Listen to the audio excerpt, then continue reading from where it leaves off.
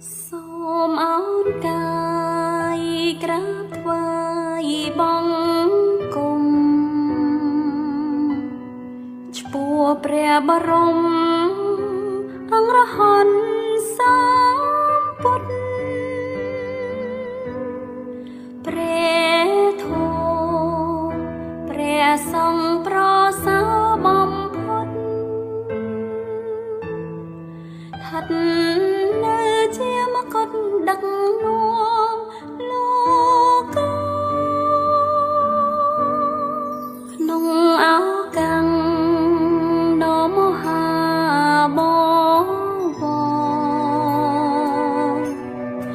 សូមអបអរបុណ្យមៀងខែបូជាថ្ងៃពេញបរមីច័ន្ទរៀបលឺ